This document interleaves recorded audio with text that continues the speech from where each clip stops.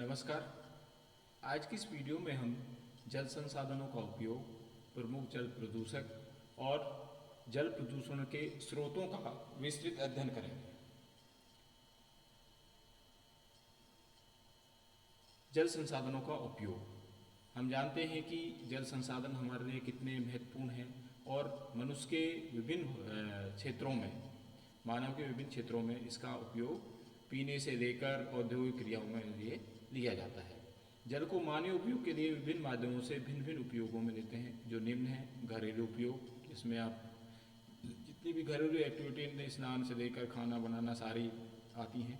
वाणिज्यिक उद्योगों में, औद्योगिक उपयोग, सार्वजनिक उपयोग, अग्निशामक उपयोग, निर्माण कार्यों में, कृषि में और अन्य उपयोगों में। तो ये विभिन्न जो क्षेत्र हैं जिसमें जल का उपयोग किया जाता है। अब आता है प्रमुख जल प्रदूषक कि कौन कौन से प्रमुख कारक हैं जो जल को प्रदूषित करते हैं, गंदा करते हैं।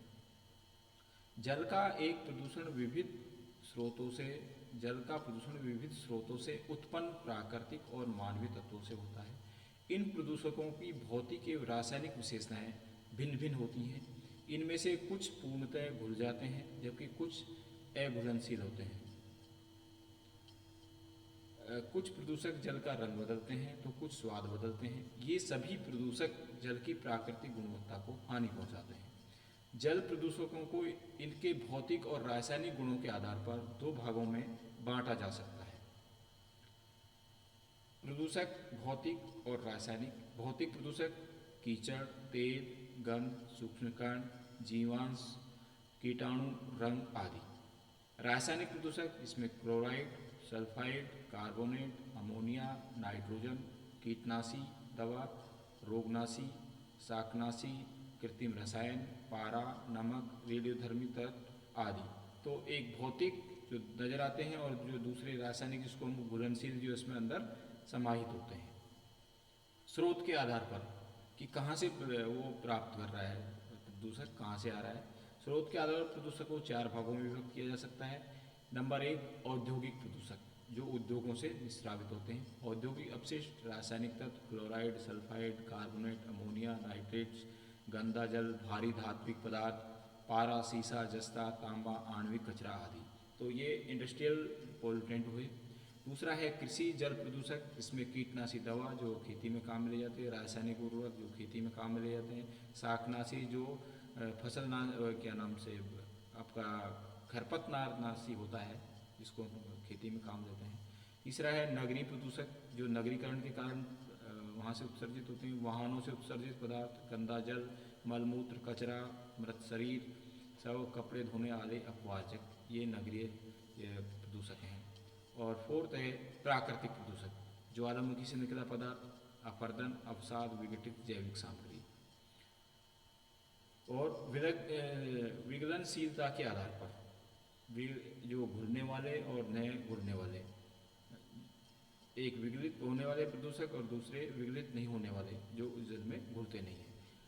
नेक्स्ट आता है प्रदूषण के स्रोत कि प्रदूषण के कौन कौन से स्रोत हैं जिससे जल प्रदूषण होता है। जल प्रदूषण के स्रोत, सोर्स ऑफ वाटर पॉल्यूशन। जल प्रदूषकों के जनन का कोई एक विशिष्ट स्रोत नहीं होता। अधिकांश जल प्रदूषकों के से उत्पन्न होने के कारण मानव द्वारा विभिन्न पदार्थों का निस्तारण है। परंतु प्रकृति भी इसमें प्रमुख सहयोगी है। निम्न सूची में जल प्रदूषकों के स्रोतों को दर्शाया गया है। जल प्रदूषण के स्रोत प्राकृतिक, दूसरा मानवीय। प्राकृतिक में मृदा अपरदन, जीवाश्म पदार्थ, पौधों की पत्तियां, गैस, खनिज पदार्थ, ज्वालामुखी राख। मानवीयकृत में घरेलू बहिस्रोत, वाहित मल, औद्योगिक बहिस्रोत, कृषि बहिस्राव, ताप, समुद्रों किनारे किए जाने वाले परमाणु विस्फोट, अंतरिक्ष यानों को महासागरों में उतारने से, विभिन्न उपयोग में लिए गए गर्म जल को छोड़ने से, तेलीय पदार्थ, रेडियोधर्मी पदार्थ और सामाजिक स्रोत। सबसे पहले आता है प्राकृतिक स्रोत। प्रकृति द्वारा प्रदत्त जल को कुछ प्राकृतिक पदार्थ ही प्रदूषित करते हैं। प्राकृतिक रूप में जल को प्रदूषित करने में विभिन्न गैस, खनिज, वनस्पति, मृदा अपरदन, जीवाश्म पदार्थ, पौधों की पत्तियां, ज्वालामुखी राख, जीव जंतुओं का मलमूत्र, यद्यपि इन तत्वों से जल प्रदूषण धीमी गति से होता है, परंतु इसकी भूमिका महत्वपूर्ण है। अनेक प्राकृतिक क्रियाओं द्वारा जल में विभिन्न पदार्थों का समावेश अघुलनशील रूप में या घुलित अवस्था में होता है। ये पदार्थ जैव या अजैव, कार्बनिक, अकार्बनिक, रेडियो सक्रिय या निष्क्रिय, विषैले अथवा हानि रहित हो सकते हैं। इसमें मुख्यतः मृदा के कण, मृत्तिका, सोडियम, पोटेशियम, कैल्शियम, मैग्नीशियम, लोहा, मैग्नीज आदि की मात्रा अधिक होने पर जल को प्रदूषित करती हैं। कुछ विषैली धातुएं जैसे निकल, बेरियम, बेरिलियम, कोबाल्ट, सीसा, कैडमियम, पारा, वेनोडियम, आर्सेनिक आदि हैं। आर्सेनिक एक प्रकार का विष है जो भूमिगत जल में मिल जाता है। हमारे देश में बिहार और पश्चिम बंगाल में इसकी समस्या मिलती है।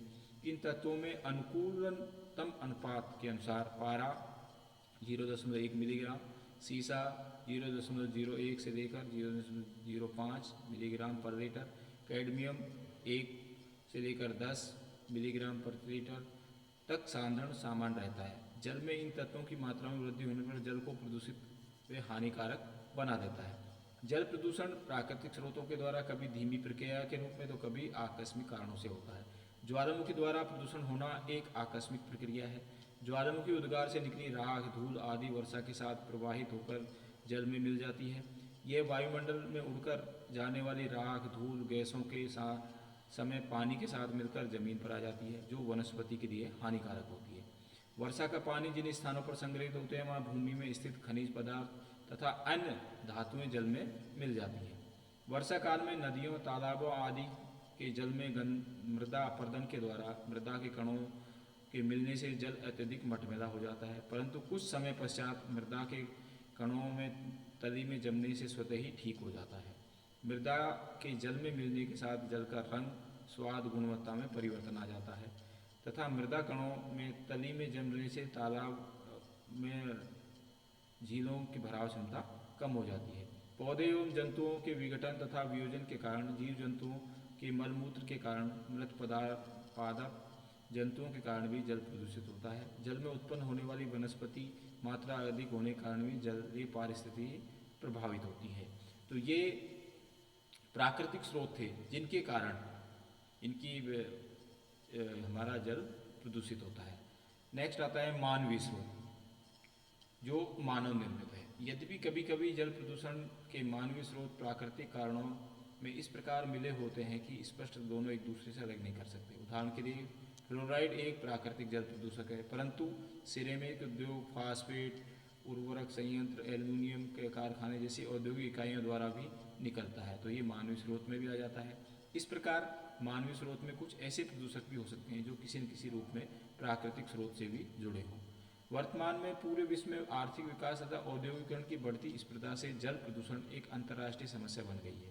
प्रकृति से प्राप्त जल को मानव अपने निजी स्वार्थों के कारण प्रदूषित कर रहा है, इसलिए ये कहना अतिशयोक्ति नहीं होगी। वर्तमान में जल प्रदूषण मुख्यतः मानव की देन है। एक और जनसंख्या में तीव्र वृद्धि, नगरीकरण, औद्योगिक स्पर्धा, विभिन्न साधनों से विद्युत उत्पादन, रासायनिक एवं तैलीय पदार्थों के बेतहाशा वृद्धि, दूसरी ओर शुद्ध पेयजल में कमी आ रही है। मानव अविवेकपूर्ण तरीकों द्वारा जल स्रोतों को प्रदूषित करके अपने भविष्य को एवं भावी पीढ़ी के जीवन को अंधकार में बना रहा है। जल प्रदूषक से कुछ मानव स्रोतों पर यहाँ कुछ विस्तार से विचार प्रस्तुत करेंगे, जिसमें घरेलू वाहित मल, औद्योगिक अवशेष, कृषि अवशेष, रेडियोधर्मी पदार्थ, तापीय पदार्थ, तेलीय प्रदूषण आदि हैं। मनुष्य की अविवेकपूर्ण गतिविधियों की देन है। आगे इन पर सबसे पहले आता है घरेलू बहिस्राव, घरों से निकलने वाला कचरा या मल। इसमें घरेलू कामकाज से निश्चित प्रदूषित जल शामिल है, जो मानव की विभिन्न दैनिक क्रियाओं जैसे नहाना, कपड़ों की धुलाई, खाना बनाना, वातावरण के यंत्रों से घर की धुलाई करना, बर्तनों को साफ करने से निकलता है। सामान्यतः भारतीय नगरों में प्रतिदिन प्रति व्यक्ति 135 लीटर जल उपयोग में लेता है। घरेलू बहिस्राव के रूप में नालियों द्वारा प्रवाहित होता हुआ किसी नदी, झील, तालाब में चला जाता है और ये भूमि द्वारा अवशोषित कर दिया जाता है। यही जल अपने साथ बहाकर लाए हुए प्रदूषक को जल स्रोतों में पहुंचा देता है। घरों में उपयोग किया हुआ जल अनेक प्रकार की अशुद्धियों से युक्त होता है।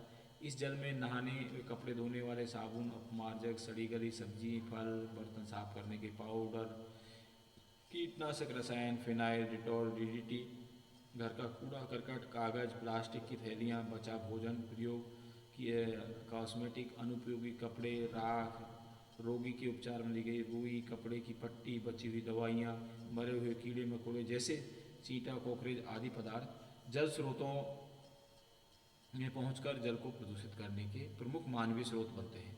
वर्तमान समय में घरों तथा होटलों की सफाई तथा कपड़ों के लिए डिटर्जेंट प्रयोग में वृद्धि हो रही है, जिसका निर्माण पृष्ठ सक्रिय तथा फास्फोट वर्धक से होता है। इसमें प्रयोग लिया हुआ फास्फेट जल को सर्वाधिक प्रदूषित करता है। डिटर्जेंट का अत्यधिक उपयोग जल प्रदूषण का प्रमुख कारण है। अमेरिका में प्रकाशित एक रिपोर्ट के अनुसार इरी व ओंटारियो झील के जल को प्रदूषित करने में सबसे बड़ा योगदान डिटर्जेंट द्वारा उत्पन्न फास्फोरस का है। जल में इससे घुलने से एल्गी शैवाल की अधिक वृद्धि होती है, जो अपघटित होकर स्ट्रिक्नीन जैसे विषाल पदार्थ बनाती है। इसके लिए फास्फोरस के कारण जल में झाग उत्पन्न होने से जल शोधन में भी कठिनाई आती है। तीव्र गति से जनसंख्या वृद्धि तथा नगरीकरण की बढ़ती प्रवृत्ति बढ़ने के कारण घरेलू बहिस्राव की मात्रा तथा उसके निष्पादन की समस्या बढ़ी है। भारत में विकासशील देशों में तो ये समस्या और भी ज़्यादा है, किंतु हिंदू समुदाय में सबसे पवित्र गंगा नदी, जो प्राचीन काल से अमृत रूपी समझी जा रही थी, जल के स्वतः शुद्धिकरण की क्षमता रखने वाली मानी जाती है, जिसका विस्तार गंगोत्री से गंगा सागर तक 2555 किलोमीटर जल प्रवाह मार्ग से लगभग एक चौथाई भाग अत्यधिक प्रदूषित हो गया है। इसका प्रमुख कारण इस पर स्थित 50 प्रमुख नगर तथा 65 छोटे नगरों के कारखाने, खेतों से निकले अपशिष्ट, अशोधित मल जल, व्यक्तियों तथा मवेशियों के मृत शरीर, घरेलू अपशिष्ट आदि इसमें प्रवाहित किया जाना है। इसी कारण भारत की राजधानी दिल्ली में प्रतिदिन लगभग 1 अरब लीटर गंदा पानी घरेलू अपशिष्ट के साथ यमुना में छोड़ा जाता है। फिर गंगा यमुना नदी ही ऐसी नदी नहीं बल्कि सभी नदियाँ अपशिष्टों को प्रवाहित करने या बोझ ढोने के साथ जल प्रदूषण की शिकार है।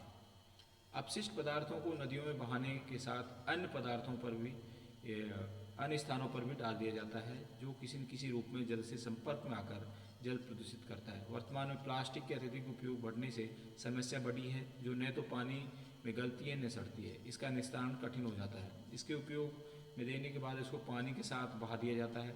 इसके पानी में डालने से हानिकारक बैक्टीरिया तो उत्पन्न करती ही है, साथ ही नालियों की एक जगह इकट्ठा होकर पानी के बहाव को भी अवरुद्ध कर देती है।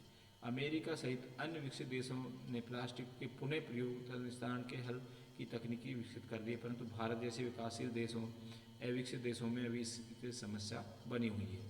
अतः इसके निस्तारण की व्यवस्था करने की हमें आवश्यकता है। तो ये आपका नेक्स्ट आता है वाहित मल, सीवेज। यह अपद्रव जिसे वाहित मल कहते हैं, जल प्रदूषण का सबसे प्राथमिक स्रोत है। इसके द्वारा दूषित जल में कई प्रकार के रोग होते हैं, जिन्हें जलवाहित रोग कहते हैं। मानव के मूत्र में एस्चेरिया कोली तथा स्टेप्टोकोकस फिशरीज जैसी कोलीफॉर्म जीवाणुओं की भरमार है। ये जीवाणु आमतौर पर मनुष्य शरीर की बड़ी आंत में बढ़ते हैं, जिससे पेट और आंत के रोग होते हैं। वाहित मल के अंतर्गत सार्वजनिक घरेलू शौचालयों, मूत्रालयों से निस्तारित मानव मल मूत्र, जिसे कार्बनिक अकार्बनिक दोनों तरह के पदार्थ सम्मिलित होते हैं। मानव की यह स्वाभाविक प्रकृति है कि वह मल मूत्र को घर से बाहर निस्तारित करता है, जो किसी न किसी माध्यम के द्वारा जल स्रोतों में पहुंच जाता है। जल स्रोतों में वाहित मल धरातली जल स्रोतों को प्रदूषित करता है तथा भूमिगत किया गया मलमूत्र भूजल को प्रदूषित करता है। कभी कभी वाहित मल जलापूर्ति पाइपों में प्रवेश कर सीधे रूप से जल प्रदूषण का कारण बन जाता है। जैसे 2007-8 में राजस्थान की राजधानी जयपुर में कई बस्तियों में जलापूर्ति पाइपों के गल क्षतिग्रस्त हो जाने से छिद्रों के द्वारा वाहित मल प्रवेश कर गए, घरों के नलों द्वारा पीने के पानी में पहुंच गया, जिससे पीने से जल जनित रोगों के कारण कई मासूम बच्चे की जिंदगी छिन गई। इसी प्रकार दिल्ली एक पुरानी आबादी में भूमिगत निस्तारित मल के द्वारा प्रदूषित जल हैंडपंपों के द्वारा पीने के काम में लेने की महामारी का रूप धारण कर लिया। ठोस प्रकृति का वाहित मल मुख्यतः कार्बनिक होता है, जो मृतजीवी ये रोगजनक सूक्ष्म जीवाणुओं का पोषक होता है, जिसमें बैक्टीरिया, वायरस, प्रोटोजोआ, शैवाल, कवक आदि उत्पन्न होकर वृद्धि करते हैं। भारत की 70% जनसंख्या गाँव में निवास करती है, जहाँ ग्रामीण जनसंख्या खुले में शौच तथा छोटे कस्बों में खुले शौचालय में शौच के लिए जाते हैं। पशु भी खुले स्थानों में मलमूत्र त्याग करते हैं, जो वर्षा जल के साथ बहकर जल स्रोतों में मिल जाता है। यह जल पीने के अयोग्य हो ही जाता है, बल्कि सिंचाई के लिए भी अनुपयुक्त नहीं रहता। यह जल सिंचाई के उपयोग के दौरान अंतःस्पंदन द्वारा भूमिगत जल को प्रदूषित करता है, जिससे रोग जनित जीवाणु उत्पन्न होते हैं। अधिक कुछ बड़े परजीवी भी उत्पन्न हो जाते हैं, जिसमें सिस्टोसोमस कृमि प्रमुख है। ये कृमि दूषित जल के साथ मानव शरीर में पहुंचकर बड़ी आंत में अंडे देते हैं। ये अंडे मलमूत्र के साथ निकलकर संक्रामक रोग पैदा कर को बढ़ावा देते हैं। उष्ण प्रदेशों में इस प्रकार के रोगों के अधिक विकसित होते हैं। मल के जल में मिलने से जैविक प्रदूषण या संक्रमण अधिक होता है, क्योंकि इस जल से अनेक हानिकारक बीमारियों के जीवाणु का जन्म होता है। इस जैविक प्रदूषण से अनेक रोग जैसे टाइफाइड, हैजा, पेचिस, यकृत शोथ, आंत्रशोथ, पीलिया, नारू रोग और हेपेटाइटिस आदि फैलते हैं। तो ये आपके वाहित जल की वजह से उत्पन्न समस्या है। आगे आता है औद्योगिक बहिस्राव। वर्तमान समय में औद्योगिक विकास की बढ़ती तीव्रता के कारण इससे उत्पन्न जल व वायु प्रदूषण मानव जाति अस्तित्व के लिए भयावह समस्या हो गई है। औद्योगिक इकाइयों द्वारा व्यर्थ पदार्थों के बहिस्राव की अनियोजित व्यवस्था से जल प्रदूषण में अधिकतम वृद्धि होती जा रही है। औद्योगिक परिसरों में मशीनों को ठंडा करने, साफ करने, विभिन्न रासायनिक उपयोगों में परिसर में नमी बनाए रखने, उत्पादन के लिए तैयार करने की प्रक्रिया में जल की अत्यधिक आवश्यकता पड़ती है तथा ये जल अंततः औद्योगिक बहिस्राव के रूप में निकलता है। ये जल नदियों, झीलों, सागरों, अन्य जल स्रोतों को प्रदूषित करते हैं। बहिस्राव करने वाले प्रमुख उद्योग में वस्त्र, रंगाई, शराब उद्योग, प्रसंस्करण उद्योग, प्रसाधन सामग्री उद्योग, चीनी उद्योग, कागज लुगदी उद्योग, पेट्रोल रसायन उद्योग, लौह इस्पात उद्योग, उर्वरक उद्योग आदि हैं। नीचे एक टेबल दी गई है, उसमें उद्योग और उनसे प्रदूषण की स्थिति को इंकित किया गया है। भारत की प्रमुख प्रदूषित नदियाँ और उनके प्रमुख प्रदूषक उद्योग: यमुना दिल्ली, उत्तर प्रदेश में डीडीटी, इंद्रप्रस्थ ताप बिजली घर, मथुरा रिफाइनरी और चीनी उद्योग इनके द्वारा पॉल्यूटेंट हो रही है। और भी बहुत सारे कार्य के मुख्य हैं। गंगा कानपुर, रसायन, चर्म शोधन एवं वस्त्र उद्योग। भद्रा कर्नाटक, कागज एवं स्टील उद्योग। कावेरी तमिलनाडु, चर्म शोधन, शराब कारखाना, कागज एवं रेशम उद्योग। दामोदर बोकारो, उर्वरक, स्टील, कोयला प्रक्षालन घर एवं पावर स्टेशन। गोदावरी आंध्र प्रदेश, कागज का कारखाना। गोमती लखनऊ, कागज और लुगदी मिल। हुगली कलकत्ता, जूट मिल, रसायन की फैक्ट्रियाँ, रंग वार्निश, पॉलीथीन, धातु वस्त्र उद्योग। नर्मदा मध्य प्रदेश, कागज की मिलें। सोन उत्तर प्रदेश, कागज की मिलें। सिवान बिहार, कागज, सीमेंट, गंधक एवं चीनी मिलें। इस टेबल से स्पष्ट है कि नदियों किनारे बसे औद्योगिक नगरों ने बड़े उद्योगों से छोड़े गए बहिस्राव में पेंट, वार्निश उद्योगों से दीर्घ वाले एरोमेटिक हाइड्रोकार्बन बनते हैं। कपड़ा उद्योग से बहुत से रंजक पदार्थ रंगने के काम में लिए जाते हैं। धातु लवण निकलते हैं। अन्य तरह के प्रदूषकों में तेल, ग्रीस, प्लास्टिक, धातु अपद्रव जैसे तांबा, जस्ता, कैडमियम, सीसा, पारा, एसिड, एल्कली, साइनाइड और क्लोरीन जैसे पदार्थ होते हैं। औद्योगिक अपजल में घरेलू अपजल की अपेक्षा विभिन्नताएं पाई जाती हैं, जो औद्योगिक क्रियाविधि की जटिलता के साथ बढ़ती जाती हैं। औद्योगिक बहिस्राव के पाए जाने वाले अपद्रव्यों की सामान्य प्रकृति इस टेबल में दी गई है। औद्योगिक बहिस्राव और पाए जाने वाले उपद्रवों की सामान्य प्रकृति: धातु, अयस्क का खनन और सिल्ट एवं अम्लीय। चमड़ा प्रगालन, चमड़े की सफाई आदि। कार्बनिक, अम्लीय, क्षारीय। कागज, लुगदी तथा कागज बनाना। अम्लीय धातु के लवण, लकड़ी के रेशों का अवशेष। कपड़ा उत्पादन और रंगाई, क्लप लगाना, रंगाई, ऊन की मंजाई। कार्बनिक या कार्बन रंजक पदार्थ, धातुओं के लवणीय, अम्लीय, क्षारीय। रासायनिक उद्योग, विविध रसायन, अम्लीय एवं क्षारीय। खाद्य संसाधन, डिब्बों में भरना, ठंडा करना, अम्लीय एवं क्षारीय, कार्बनिक। शराब बनाना, कार्बनिक। लॉन्ड्री, कपड़े धोना, ड्राई क्लीनिंग, फास्फेट एवं कार्बनिक। तो ये विभिन्न उद्योगों से निकलने वाले प्रदूषक हैं। टेबल में प्रमुख उद्योगों द्वारा निस्तारित उपद्रवों को दर्शाया गया है, जो किसी न किसी रूप में जल को प्रदूषित करते हैं। इसमें कार्बनिक पदार्थ भी होते हैं, जिनका बैक्टीरिया द्वारा निम्नीकरण मंद गति से होता है। इसमें जल में दुर्गंध उत्पन्न होती है तथा उनका स्वाद भी बदल जाता है। इस प्रकार अकार्बनिक पदार्थों में sodium, potassium, ammonium chloride, nitrate, sulphate आदि के आयन जल को प्रदूषित करके न केवल मानव एवं अपितु जल जीव एवं वनस्पति तथा पशुओं पर प्रभाव डालते हैं। नेक्स्ट आता है कृषि बहिस्राव, एग्रीकल्चर इन्फ्लुएंस, जो कृषि के द्वारा पैदा होते हैं और जल को प्रदूषित करते हैं। प्रत्येक वर्ष जनसंख्या वृद्धि के कारण उधर पोषण दबाव बढ़ने से कृषि उत्पादनों में वृद्धि के लिए रासायनिक एवं कीटनाशकों का प्रयोग बढ़ता जा रहा है, क्योंकि जनसंख्या वृद्धि से खाद्यान्न की आवश्यकता बढ़ रही है और फिर कृषि उत्पादन बढ़ाने के लिए इसमें हम रसायनों का प्रयोग कर रहे हैं, जिसके कारण कृषि उत्पादों में वृद्धि के लिए उपयोग के लिए में लिए पदार्थ कृषि बहिस्राव के रूप में बहकर जल स्रोतों में पहुंचकर उन्हें गंदा और प्रदूषित करना प्रमुख बात है। रासायनिक उर्वरकों में नाइट्रेट फास्फेट रिसाव के साथ जमीन के अंदर पहुंचकर भूमिगत जल को प्रदूषित करने के साथ नदियों, तालाबों, झीलों के पानी में शैवाल, एल्गी, जलकुंभी में वृद्धि करते हैं। कीटनाशकों के उपयोग में निरंतर वृद्धि से जल प्रदूषण प्रभावित हो रहा है। इनमें हानिकारक कीट तो मरते हैं, परंतु इसके छिड़काव करने से कुछ कणों को जल में बहकर तथा वायुमंडल में तैरते हुए जल स्रोतों में पहुंचकर जलीय कीटों में विकृतियां पैदा करते हैं। किसान उत्पादन बढ़ाने के लिए नहीं बल्कि फसल तुरंत तैयार करने के लालच में कीटनाशकों का अंधाधुंध इस्तेमाल कर रहा है। उसका प्रभाव कृषि भूमि के साथ उसके शरीर पर भी अप्रत्यक्ष रूप से पड़ रहा है। कीटनाशकों के अंधाधुंध प्रयोग से उसमें मौजूद घातक रसायन पौधों और धरती में जमा रह जाते हैं।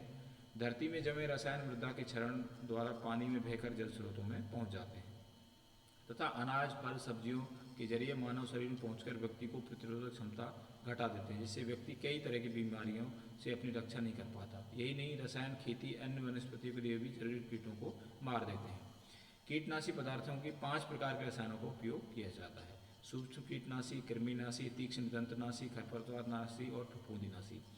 उपरोक्त कीटनाशकों प्रयोग में लाए गए रसायन पानी के द्वारा भूमि में अवशोषित हो जाते हैं, जिनके कुछ विषैले तत्व जैसे पारा, संख्या, क्लोरीन, फास्फोरस, निकिल, सीसा, मैग्नीज, बोरोन आदि जो मानव तथा जंतुओं के लिए हानिकारक हैं। देश में डीडीटी का इस्तेमाल 1947 में मलेरिया की रोकथाम के लिए किया गया, किंतु जब इसकी विनाशकारी स्वरूप का पता चला तो इस पर रोक लगानी पड़ी। परंतु अभी भी विकासशील देशों में डीडीटी तथा इससे उत्पन्न एल्ड्रिन, ड्राई एल्ड्रिन, रिंडेन आदि भी अत्यधिक हानिकारक है। भारत में कीटनाशक के उपयोग में प्रति हेक्टेयर कृषि भूमि पर पंजाब का पहला स्थान है। पंजाब में किसान खेतों में जब कीटनाशकों का छिड़काव करते हैं तो उस समय खेतों से लेकर घरों की रसोई तक कीटनाशकों की गंध महसूस की जा सकती है। CSE ने जब पंजाब के किसानों को प्रयोगशाला में रक्त परीक्षण किया तो उनके रक्त में 6 से 15 कीटनाशक तक के अवशेष मिले। इन किसानों के खून में डीडीटी और रिंडे जैसे कीटनाशकों के अवशेष भी मिले, जिसके बारे में सरकार का कहना है कि 30 सितंबर 1992 से ही इनको प्रतिबंधित कर दिया गया तथा भारतीय किसानों को इसके छिड़काव की अनुमति नहीं है, परंतु अभी भी देश में इनका उत्पादन हो रहा है। नगरीय वाहक मलों से सीवरेज फार्म पर सब्जियों का उत्पादन किया जाए, जिससे फफूंदी, बैक्टीरिया, हानिकारक जीव, अकार्बनिक तत्व सब्जियों को प्रदूषित करते हैं, जिसका उपयोग मानव शरीर में विषैले पदार्थ पहुँचते हैं। नेक्स्ट आता है ऑयल पॉल्यूशन, जो समुद्रों में आमतौर पर होता है। जल में विभिन्न स्रोतों से पेट्रोल, डीजल और अन्य तेलीय पदार्थ फैलने से जल प्रदूषित होता है। उसे तेलीय स्रोत से जल प्रदूषण कहते हैं। तेलीय प्रदूषण अधिकतर सागरों और महासागरों में अधिक होता है। इसका मुख्य कारण महासागरों में होकर तेल के ले जाने वाले जहाज़ों के दुर्घटनाग्रस्त होने से रिसाव, समुद्रों के किनारे स्थित तेल शोधन कारखानों से रिसाव, सागरीय तल से तेल की खुदाई के समय बाहर निकल कर पानी की सतह पर आना, जलयानों के द्वारा अपशिष्ट तेल के उत्सर्जित करने, तेलवाही जहाज़ों में तेल भरते समय और खाली करते समय, युद्ध के समय तेल उत्पादक देशों द्वारा तेल भंडारों को समुद्र में प्रवाहित करना, तेल के पानी से हल्का होने के कारण पानी पर तैरता हुआ जल स्रोतों के में मुक्त समुद्रों में दूरवर्ती क्षेत्रों तक फैल जाता है, जिसके कारण जल प्रदूषण होता है तथा इसके प्रभाव से मछलियाँ एवं अन्य समुद्री जीव तथा पक्षी एवं वनस्पति को हानि पहुँचाते हैं तथा पर्यावरण प्रदूषित भी होता है। 1991 में खाड़ी युद्ध के दौरान इराक द्वारा हजारों टन कच्चे तेल को समुद्र में बहाने से समुद्र के पानी की ऊपरी सतह पर तेलीय परत जमा होने से समुद्री पक्षियों के पैर तेलीय पदार्थ से चिपकने के कारण उड़ नहीं पाए और फड़फड़ाकर वहीं मर गए। साथ ही पड़ोसी देशों को अपने जल अयलवणीकरण कारखाने संदूषित हो जाने के भय से बंद करने पड़े। समुद्रों में के अलावा नदियों में रण अन्य आंतरिक जल स्रोतों में तेलीय फैलाव होता रहता है। उत्तर प्रदेश में मथुरा तेल शोधन रिफाइनरी से यमुना जल का जल प्रदूषित हो रहा है। पूरे विश्व में सबसे अधिक तेलीय रिसाव महासागरों में सर्वाधिक जल प्रदूषण होता है। विभिन्न तेलीय रिसाव स्रोतों से प्रतिवर्ष लगभग 1000 लाख लीटर तेलीय पदार्थ समुद्रों में मिलते हैं, जिसका मुख्य कारण समुद्री रास्तों से प्रतिवर्ष 13 करोड़ टन से अधिक क्रूड ऑयल का परिवहन होना है। परिवहन के समय 1976 में टोरी कैनियन नामक तेलवाही जहाज, जिसमें ये 1,18,000 टन कच्चा तेल था, कि दुर्घटनाग्रस्त होने के कारण समुद्री जल की ऊपरी सतह पर तेल की परत जम गई। जब इस समस्या से काफ़ी समस्या की तरफ सभी ने सोचना शुरू किया तथा इसको परत को हटाने के लिए उस पर रसायनों का छिड़काव किया तो उससे जल प्रदूषण का कारण बना। इस परत को हटाने के लिए 10,000 टन अपमार्जनकों का छिड़काव किया गया, जिससे जल पर झागदार परत बनने से असंख्य समुद्री जीवों का जीवन समाप्त हो गया। 24 मार्च 1989 में अलास्का के पास प्रिंस विलियम साउंड द्वीप पर 5 करोड़ गैलन तेल वाले टैंकर एक्सान में तेल छलक कर बहने लग गया, जिससे मूंगे की चट्टान, समुद्री जीव, स्थलीय जीवधारियों की बहुत बड़ी संख्या को, जिसमें बहुत सी विलोपशील प्रजातियों को बहुत हानि उठानी पड़ी। इससे मुक्ति में अभी बहुत समय लगेगा। तेल उत्खनन के समय तेल उत्खनन क्षेत्रों के भंडारण के रिसाव होने से भी समुद्रों में तेल फैल जाने से जल प्रदूषित होता है। 1969 में संयुक्त राज्य अमेरिका के दक्षिणी कैलिफोर्निया स्थित सांता बराबरा तट पर तेल कुएं से उत्खनन के दौरान रिसाव होने के कारण समुद्री जल गंभीर रूप से प्रदूषित हुआ, जिसके परिणाम कई वर्षों तक प्रभाव डालते रहे। तो इस प्रकार से समुद्रों में जो निःसृत जो तेलीय पदार्थ है उससे भी जल प्रदूषण फैल रहा है। नेक्स्ट आता है रेडियोधर्मी अपशिष्टों के द्वारा जल प्रदूषण। रेडियोधर्मी पदार्थ ऊर्जा के स्रोत के रूप में तथा हथियारों के निर्माण में उपयोग में लाए जाते हैं। इस प्रक्रिया में जल की सर्वाधिक आवश्यकता होती है। इस प्रक्रिया में से गुजरकर निकलने वाले विकिरण जल में घुलकर जल को प्रदूषित करते हैं।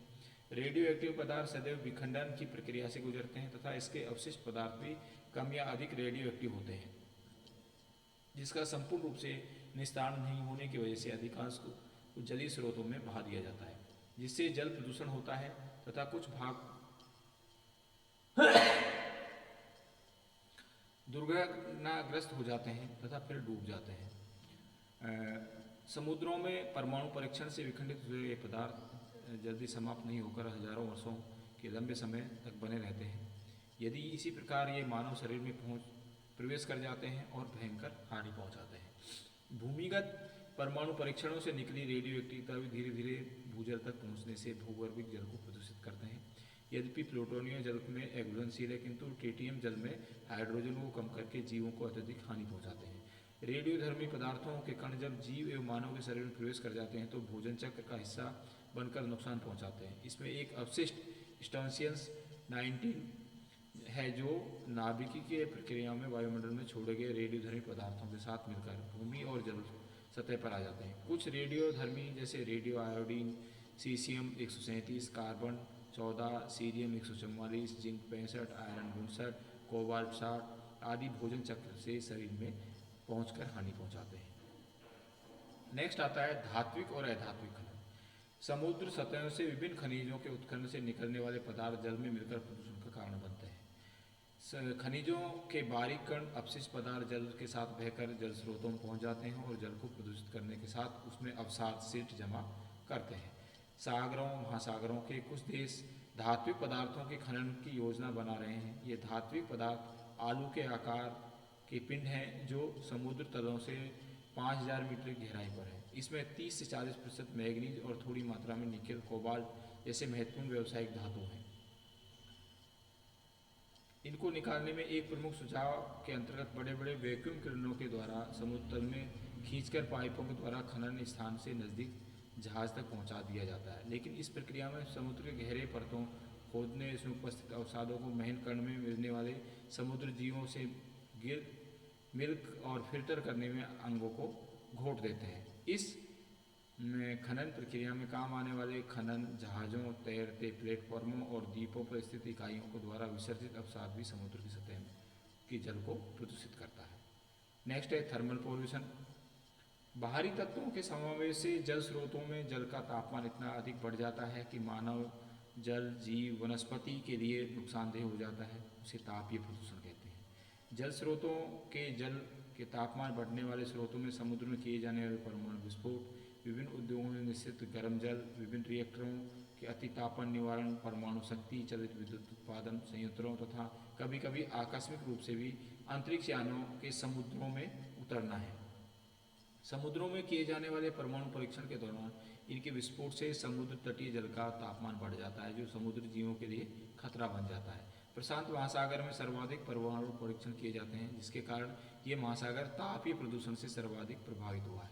ताप बिजली घर थर्मल पावर प्लांट्स में कोयला जलाकर पानी को गर्म किया जाता है, जो भाप बनता है, और ये भाप अधिक दाब पर पाइप लाइनों के द्वारा टरबाइन को चलाने में छोड़ी जाती है, जिससे विद्युत उत्पन्न होती है। इस प्रक्रिया में जो गर्म पानी बचता है उसको थर्मल पावर प्लांट के पास ही जल स्रोतों, नदियों आदि में छोड़ दिया जाता है। राजस्थान में कोटा थर्मल पावर प्लांट का गर्म पानी चंबल नदी में छोड़ा जाता है, जिससे चंबल नदी के जीव प्रभावित हुए हैं। जीवाश्म ईंधन, नाभिकीय ऊर्जा को उपयोग लेने वाले रासायनिक उद्योगों, बिजली घरों, संयंत्रों को ठंडा करने हेतु अत्यधिक मात्रा में पानी का प्रयोग किया जाता है, जिसका प्रयोग उच्च ताप पर होता है। इसे भी जल स्रोतों में छोड़ा जाता है। गर्म पानी के इस तरह से निस्तारण से तापीय प्रदूषण के द्वारा समुद्र पेड़ पौधों, जीव जंतुओं का पारिस्थितिक संतुलन बिगड़ रहा है, क्योंकि समुद्रों में तापीय प्रदूषण के कारण जल में घुली ऑक्सीजन की मात्रा कम हो जाती है, जो जलीय जीवन को क्षति पहुंचाती है। तापीय जल का विसर्जन वायु के साथ मिलकर तटों से दूरवर्ती भागों की ओर आने वाली धाराओं को परिवर्तित कर उससे मिलने वाले ढंग को बदल देता है। उष्णकटिबंधीय क्षेत्रों में ज्वार भाटा की रेंज स्वतः ही ऊंची होती है तथा तापीय प्रदूषण इसे चिंताजनक बना देता है। जल के बढ़ते तापीय प्रदूषण से सागरीय जल में जैव विविधता धीरे धीरे असंतुलित हो रही है।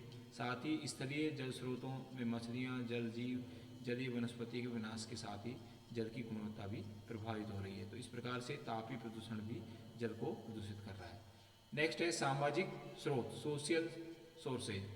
विश्व के सभी समुदाय अलग अलग सामाजिक रीति रिवाजों को माना जाता है। मानव समुदायों द्वारा इन रीति रिवाजों द्वारा जल प्रदूषित होता है। इन्हें प्रदूषण के सामाजिक स्रोत कहते हैं। उदाहरण के लिए कलकत्ता के पास गंगा सागर स्थान पर प्रतिवर्ष संक्रांति पर्व पर, इलाहाबाद में प्रतिवर्ष 12 वर्ष के अंतराल पर महाकुंभ, हरिद्वार में गंगा में अस्थियों का विसर्जन के लिए करोड़ों लोग एकत्रित होते हैं, जो किसी न किसी प्रकार जल को प्रदूषित करने में सहायक होते हैं। गंगा नदी के किनारे स्थित बस्तियों में कुछ लोग मृत मानव शरीर को गंगा में प्रवाहित करते हैं, जो एक जल को प्रदूषित करते हैं। तो आज इस वीडियो में हमने